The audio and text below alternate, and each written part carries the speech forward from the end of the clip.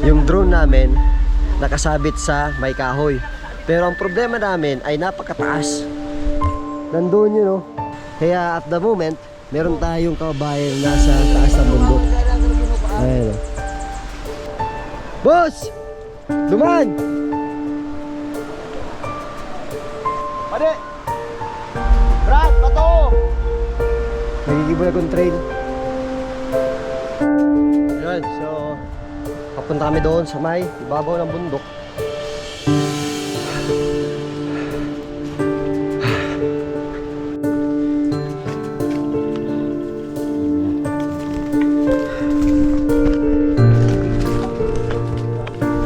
Tunda namin. Nakakatuto na talaga pala yung mga daan dito, no? Paano nga ba nawala ang drone namin? Ganito yon. May 8, 2026 pinunta namin ang isang kelang resort sa barangay Panikwason, Naga City upang mag-overnight stay kasama ang tropa at pamilya. Sa madaling sabi, dahil nga kulang kasiyahan kung hindi namin pupunta ng ilog sa baba ng resort, kinumagahan ay pinunta namin ito. At sa hindi inaasahan, habang kinukunan ko ng drone footages ang ilog na napalibutan ng kabundukan na may mga kapal na halaman at kahoyan, sa hindi ko inaasahan, biglang sumaga ang drone sa isang mataas na kahoy, rason kung bakit bumagsak ito.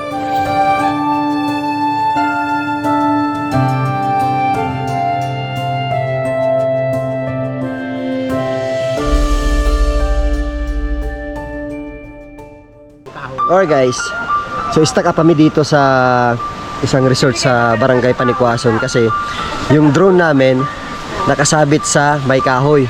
Pero ang problema namin ay napakataas. Nandun yun, oh.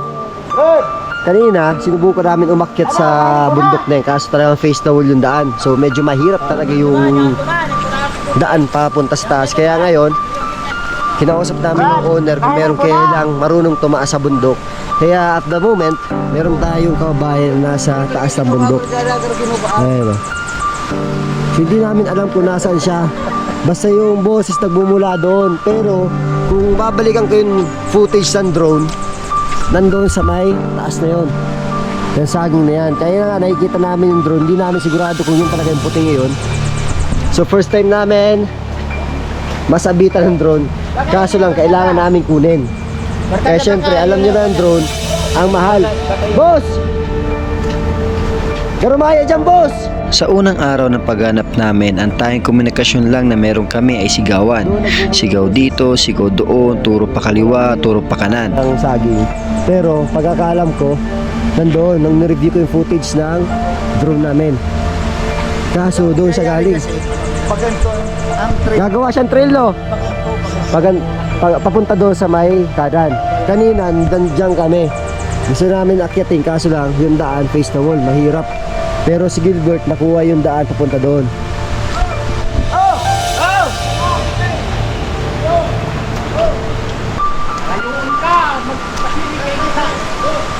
Boss! Ha? Sa pagkakataon na ito ay umakyat kami. Nagbabaka sakali na mapadali ang komunikasyon ng bawat isa mula sa kinakatayuan namin papunta sa taas. At umaasa na rin na nakuha na ang aming drone. Grabe, first time itong mangyari sa amin na masabitan ng drone. So, alam niyo naman, medyo mahal ang drone. Kaya kailangan talaga natin porsigin kunin yung drone. Kasi matagalan kung sakaling bumili tayo ng bago. Ha? Duman po sa balyo. Brad! Duman kayo sa balyo! Duman!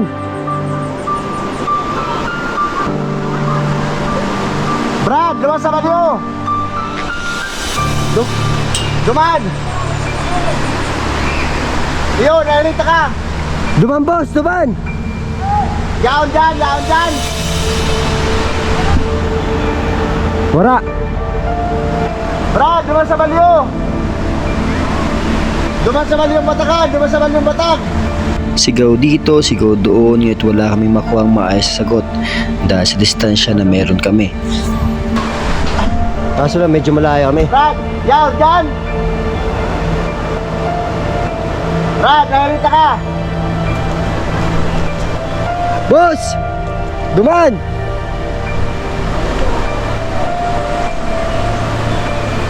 Brad, yaon sa balyo! Yan, dumano! Yan. Yaw, nakabot dyan. Day, boss. Ha? Yan, duman si Kahoy. Ano magabos mo? Ano lang? Day, boss, ang patandaan ko itong kahoy nakatindog duman.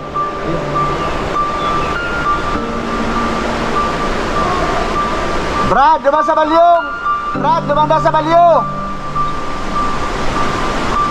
Magkano ka, Brad? Magtoo!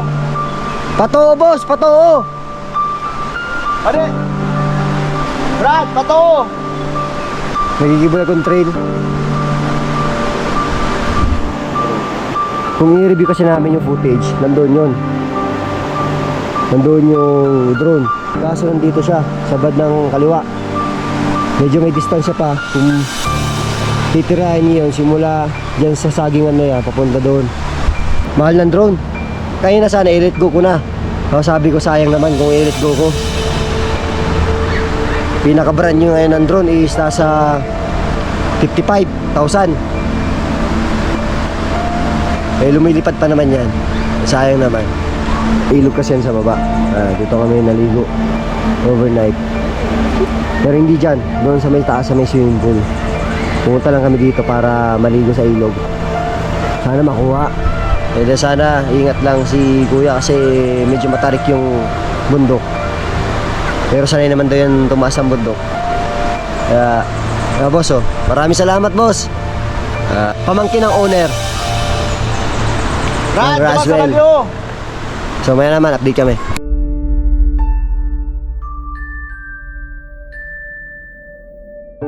Okay guys, tuloy-tuloy ang retrieval ng nawawala ating drone dito lang sa Barangay Panikwason, Naga City. Dito lang sa may Haswell Campsite and Resort. So kasama natin ngayon si Parin Jeff, kabatch ko to. Kabatch ko sa college. Ngayon, meron siyang drone. Ayun yung drone namin na gamit niya. Ganda ng drone niya, maliit lang. Yung sa atin medyo malaki. And then yung drone papunta sa may sagingan. Eh meron tayo dyan kababayan na umakyat. Bilis nga nawala agad. Ngayon kompleto na kami. May radyo na, may drone na, so mabilis na ang komunikasyon. Ang problema lang natin talagang hahanapin na lang natin yung drone kung saan siya sumabit. So ngayon, tuloy-tuloy pa din yung tribal natin. Pinapanalangin namin na sana makuha na. Kung sira naman siya dahil nabasa ng ulan, okay lang. Basta importante, nakuha yung drone. Ayun, so papunta kami doon sa may ibabaw ng bundok. Kaya naman power dito. Sinuyod na kanina ni kuya. Kaso, babalik kami. Kasi pupunta kami doon sa may ibabaw. Doon namin i-check yung drone. May daan na dito. Sa mga oras na ito ay halos pahapon na, ngunit wala pa rin kaming positibong resultang nakukuha. Kaya sa halip na nasa baba lang kami ay nagkapag-usapan namin na umakyat na sa taas para tumulong na sa paghahanap. Halos makakapal na.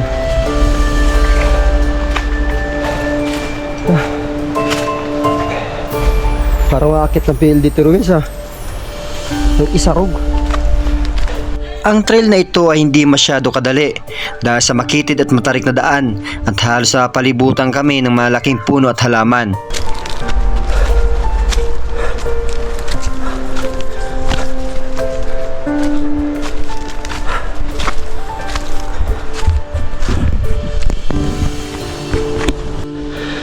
Ito yung area namin. Ito yung patag na lugar. Kung makikita nyo, nagtutuyo na yung mga mais. Sobrang init. Boss! Nakakapagod lang kasi matarik yung daan. Hello, boss. Sobrang pa init. Saan tayo, boss? Yan man lang, ayun sa na. Dyan na.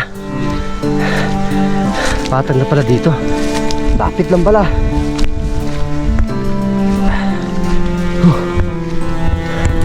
So ito na yun, kung makikita nyo doon sa kabila nito, yun na yung ilog. Ang hanapin lang namin yung kawayan na kausli.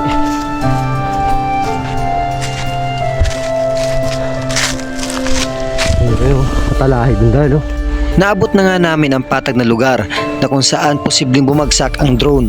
Ngunit sa pagkakataon na ito ay hindi namin alam kung saan at paano magsisimula dahil sa nagkakapala mga kawayan.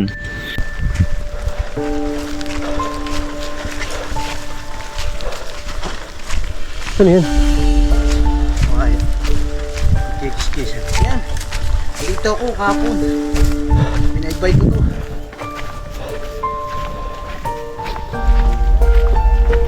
Tawa ko.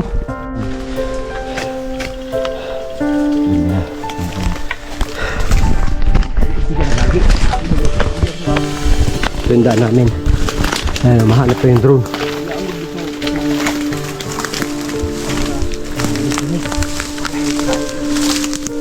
Ha? Nakakatusok nga talaga pala yung mga daan dito, no? Hindi ka nagagi.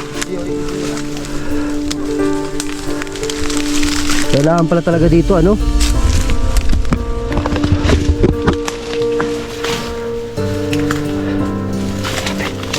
Hindi dito yung mga diadaan namin. Halos, aray ko! Ah! Tusok! Ang pinasok namin ito ay ito yung area na kung saan posibleng malapit lang kami sa pinagbagsakan ng drone. Dahil sa mga palatandaan na pinag-aralan namin paulit-ulit mula sa footage bago bumagsak ito. Ngunit bago naman namin naabot ang dulo na walang kasiguraduhan, ito yung pagsubok na kailangan namin lampasan. Masikip na lugar, may tinik na mga puno at dagdag pa na baka may biglang lumabas na mga ahas sa lugar na dinadaanan namin.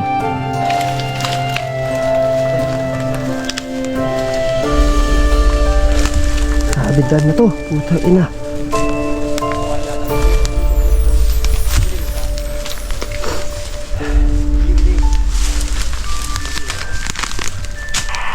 Ano tayo nakapaparte?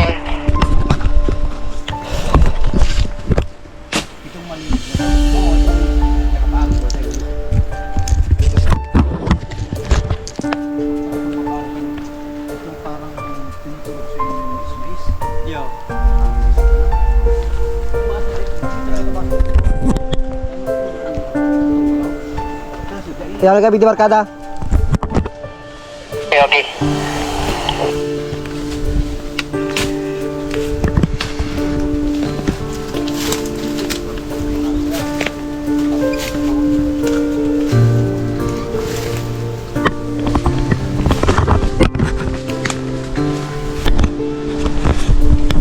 Matapos namin maabot ang dulo ng patag na lugar na ito ay nagsimula na kami sa paghahanap.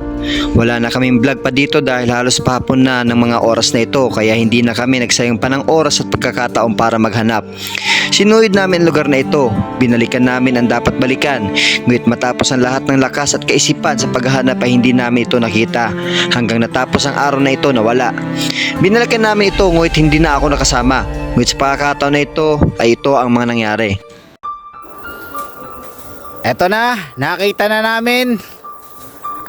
Andun siya sa taas ng kawayan. Hindi nagkamali ang aking mapa.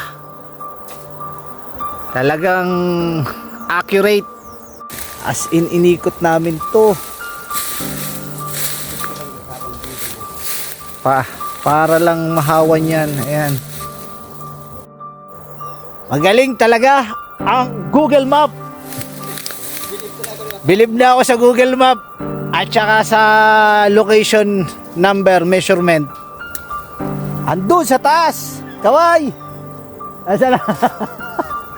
Andun. Ay. Salamat. Thank you, Lord. Papa EJ. At last. Na. Hindi talaga ini po. Nabidyohan ng inyo. Ayan na talaga, no? Oo. Dun sa ano niya.